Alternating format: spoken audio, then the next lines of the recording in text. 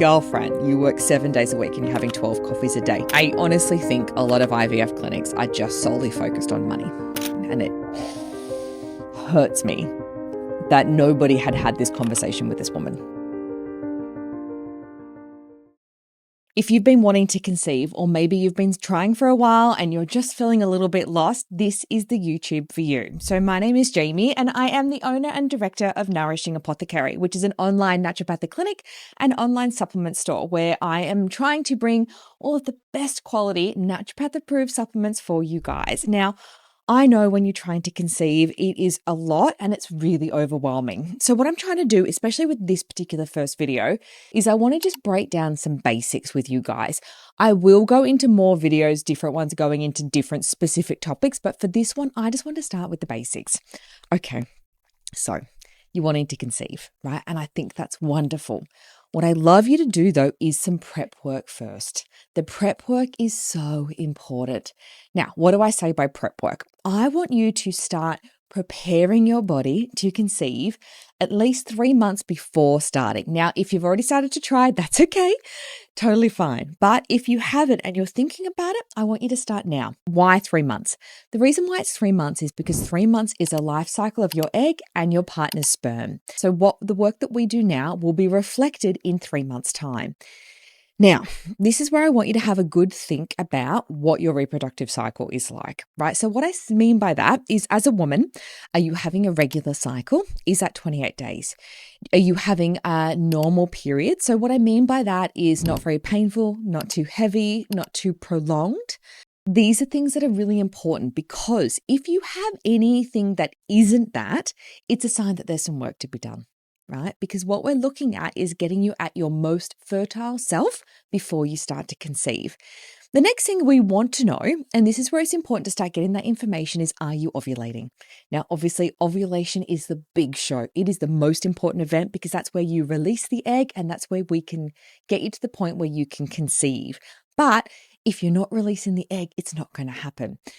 Now, how do you know if you're ovulating? So normally when I ask women this, they usually say to me, well, I'll ask them, are you getting the egg white sort of discharge? And they'll go, oh yeah, sometimes I notice when I wipe, it's there.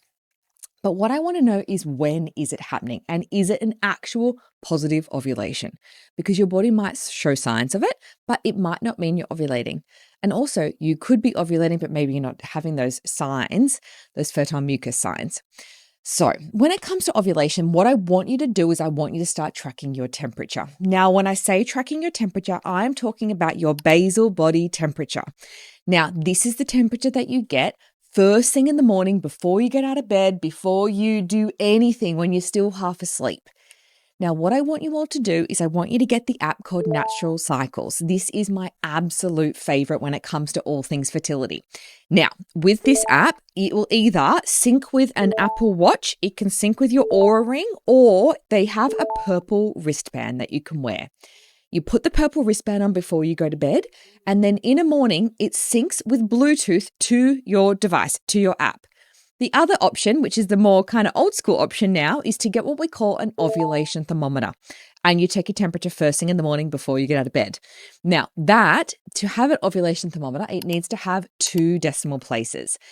Now, the reason why it's 2 is because we need it to be really, really accurate. So you'll generally have to get a special thermometer for that. And then you're wanting to put it into the app. Now, the reason why this is important is your temperature will change over the course of the month depending on what your hormones are doing, right? With your hormones, there's a series of different hormones. They have different fluctuations over the course of the month. I think about it as like an orchestra playing beautiful classical music.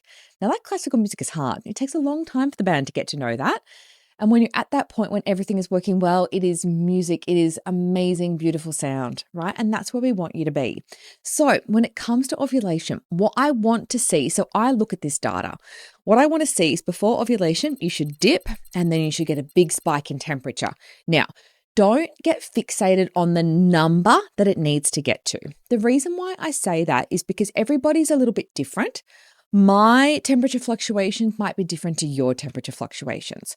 Now, the reason why I want you to also start using Natural Cycles now is because, and I'm not sponsored by that, by the way, the reason why I want you to start doing it now is because the app takes about 2 to 3 months to get to know you. because it needs to understand your fluctuations over the course of the month, right? So that's really important to understand. So what you'll find is in the beginning, when you set up the app, it'll say, are you trying to conceive or are you trying not to conceive? If you're not ready yet, but you want to start getting the data that you put, you're not ready to conceive. In that case, what it will do is when you check your temperature every day, it'll say whether you're green light, good to go, no chance of getting pregnant, or red light, danger, danger, use some condoms or protection. That information is really interesting, right? As it gets to know you, it'll get more accurate in determining when your fertile window is. That's really important here. Now, when it comes to that fertile window, right, so firstly, we want to start to know exactly when we want you to conceive. Now, that ovulation, when that happens is also particularly important because when you look at your menstrual cycle, you have different phases, right? So you have the follicular phase, which is the first half of your cycle. Then you have ovulation, and then you have the luteal phase, right? And then you obviously have the menstrual cycle part of your period. So you want to have ovulation smack bang in the middle. The reason why that is because we want the hormones to have a chance in the first half, but we want that second half, once that egg is released, to have enough time for the lining of your uterus to thicken so that it can support implantation. If it's too short, there's a chance that the lining was too thin and the embryo was never going to get a chance to implant. So it's really important for me also to get an idea of that data because it gives me a lot of picture about what is going on with you. Now, if your periods or menstrual cycle is quite irregular, it's basically like trying to hit a moving target. How are we supposed to know that's the case? If you're having irregular menstrual cycles, I would definitely look at talking at the fertility naturopaths on my team at Nourishing Apothecary because we want to get your hormones back in balance to give you regular periods and to organize that before you're starting to conceive. It'll just make it so much easier for you. That's really important. Secondly, if you're not ovulating at all, that's another really good chance and time to come and see us because that's definitely something that we can help you with as well. Okay, so we've got that part that's really important. So we want to know when that is. The next thing when it comes to ovulation, and trying to conceive, which I just don't think enough people aren't talking about, is the timing of when you try. Most people think that you're supposed to try to conceive on the day that you ovulate. Now, here's what's really cool. Interesting. Cool. When you ovulate, right, that egg, right, when you release that egg, she does not wait around for long. She waits around for 24 hours and then she is off and running. But when you have sexual intercourse with the sperm, that sperm can actually take up to 2 days to reach your menstrual cycle. Now, if the sperm is taking 2 days and she's only waiting 1 day, there is a really good chance you guys just miss each other. And that's why fertilization won't occur. So what I say to everybody is we need to get that sperm's little bags packed, ready to go, ready to meet that egg. Now, especially if you're hopping all over the place, it does make it quite difficult. So here's the trick I give my clients.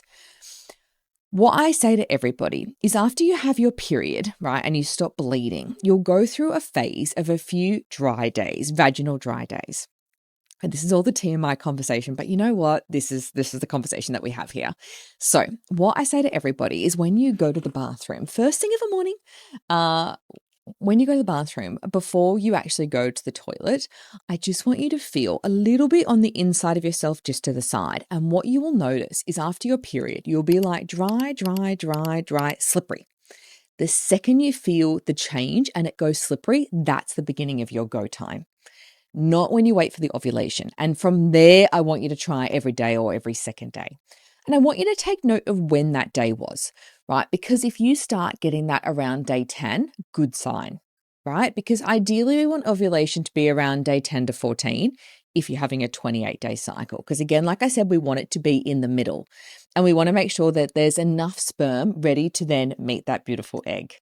Really important aspect to think about, right? So these are just all little tips that I always kind of give my clients. So that sort of stuff is really important. Now let's talk about some fertility prep.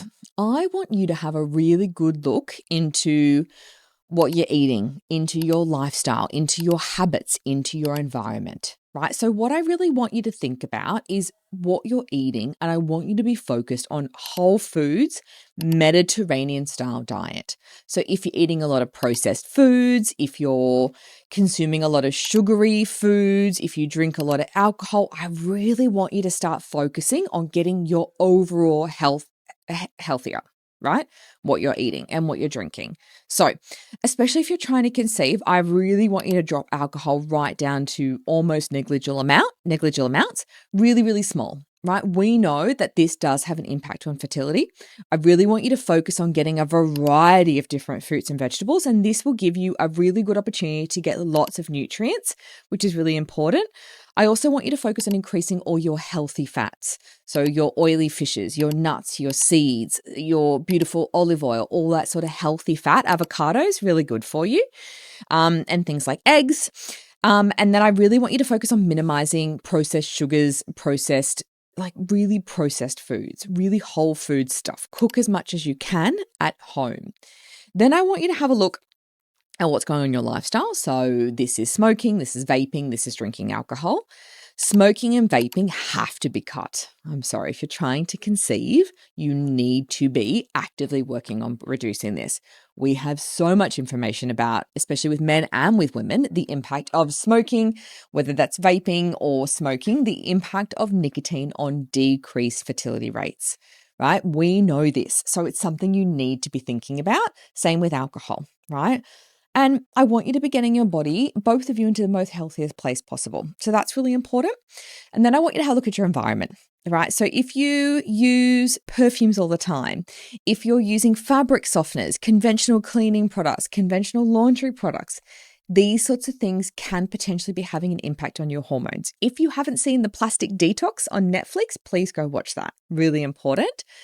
Now, the big culprits and the reason why this is important. Let me just explain that first. Okay, so all of these things, perfumes, fabric softeners, fragrances, they come under the category of hormone disruptors, endocrine disruptors. Now, how they work. Do you remember years ago, they were saying that kind of like the world was like, I want you to avoid BPA. Everything is BPA free.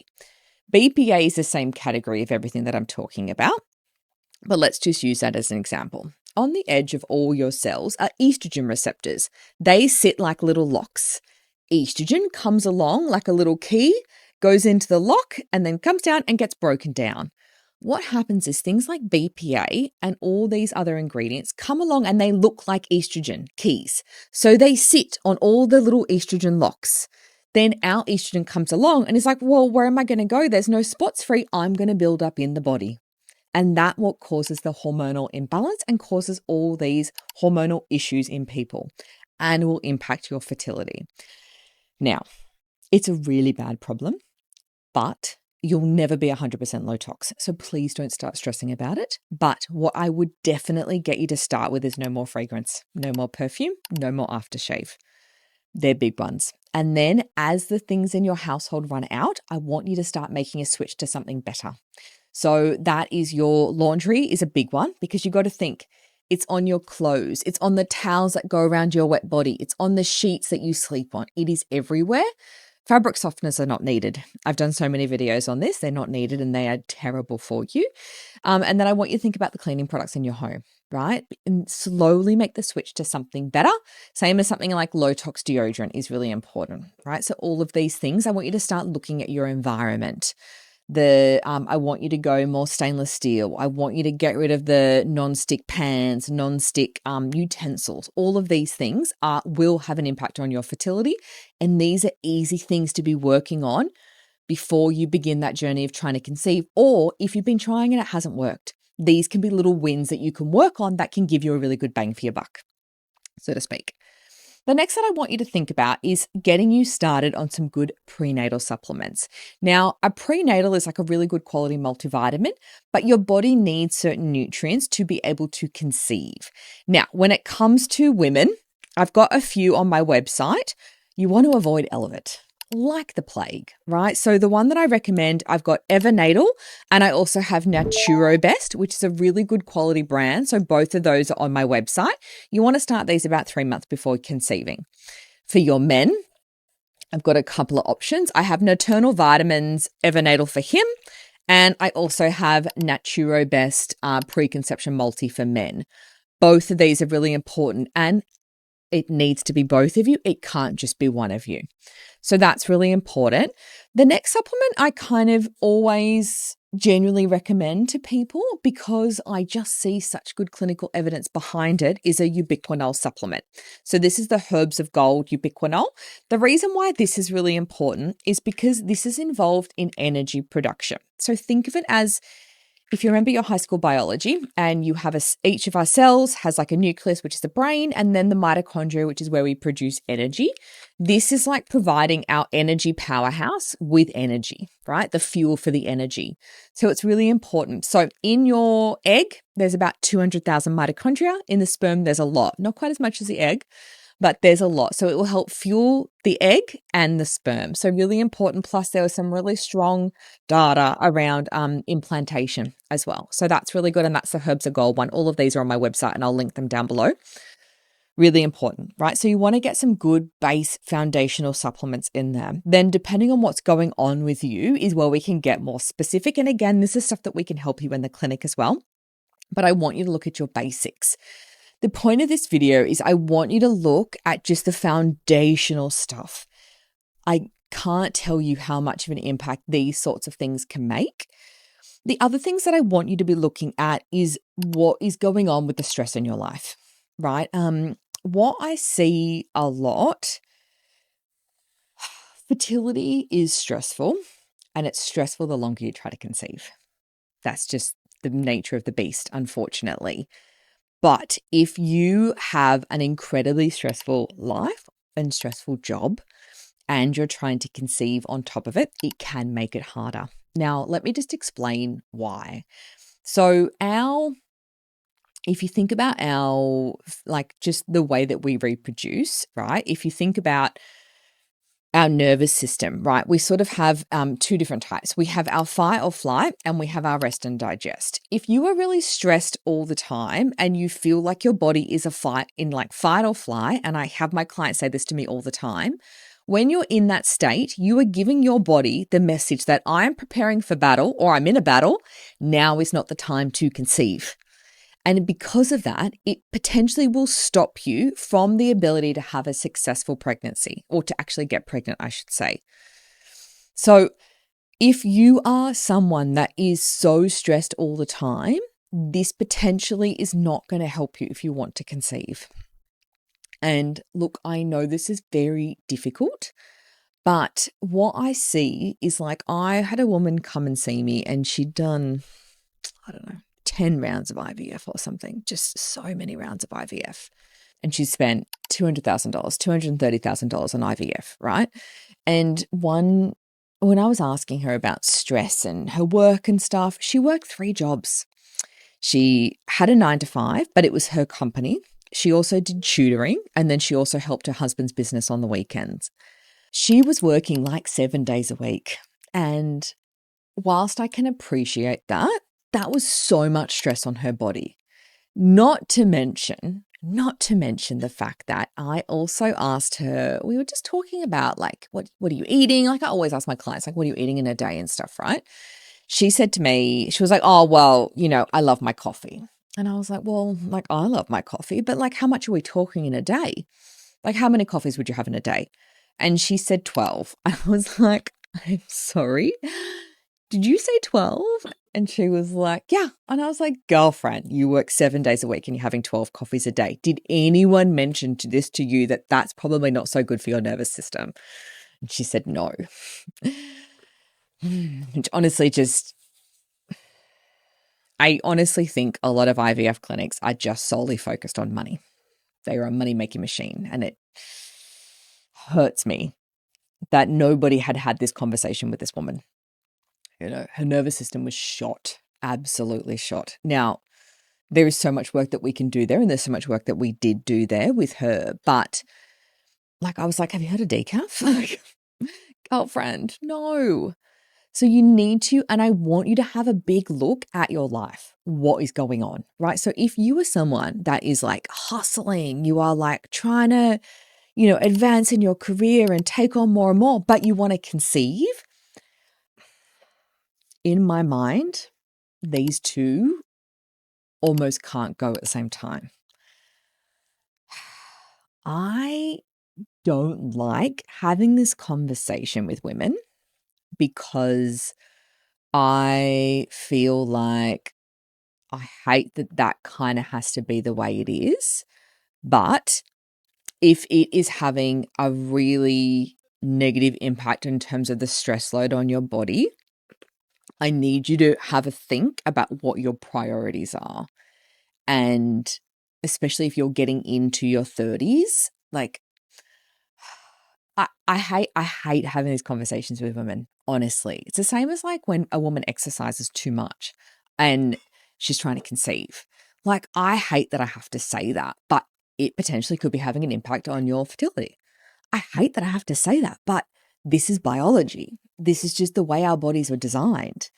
Sometimes hustle culture and trying to conceive don't go hand in hand.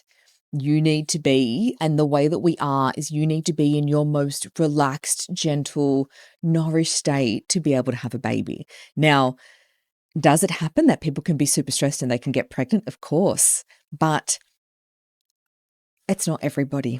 And that's what I need you to have a look at, right? So I want you to be calm. I want you to be chilled. I want you to be nourished and nurtured and loved. And that will put you in a much better position to conceive. And that's something I really want you to have a think about in terms of your life as well. So all kind of foundational stuff that's, I think, really important to get right before we start digging deeper into some real nitty-gritty stuff. Because if you're really stressed, you're also like if you're sleeping terribly, your anxiety's through the roof, you're eating processed foods, you're skipping meals, you're smoking, you're drinking heaps on the weekend, and you're wanting to conceive and you're wondering why it's not happening. There's a lot we've got there to work on first before kind of thinking, oh, you need to go see a fertility doctor because something's wrong. Do you understand what I'm saying? Like, and I'm saying this from love as someone that I've seen this so often. And this is, the women that I work with every day, every week, that sort of stuff. So there's a lot that we can do, and there's a lot that we can do to support you. So this is the first kind of installment in what I want to explain to you guys today. But if this is you and you're wanting help, this is how my clinic can help you. So my clinic, Nourishing Apothecary, is available online to people via Zoom in Australia. On my team, I have two amazing fertility naturopaths, Mel and Danielle. I suggest starting with a free discovery call with either of those. Have a chat, go from there. They're amazing. You can find out more and book through the website, nourishingapothecary.com. And also feel free to follow me on my socials. So Nourishing Apothecary on Instagram and TikTok. So thank you so much for joining me today. I'm really excited to start bringing you these YouTubes, and just gives me a chance to kind of have a bit more of an in-depth, longer chat, which I'm really looking forward to. So thanks for joining me.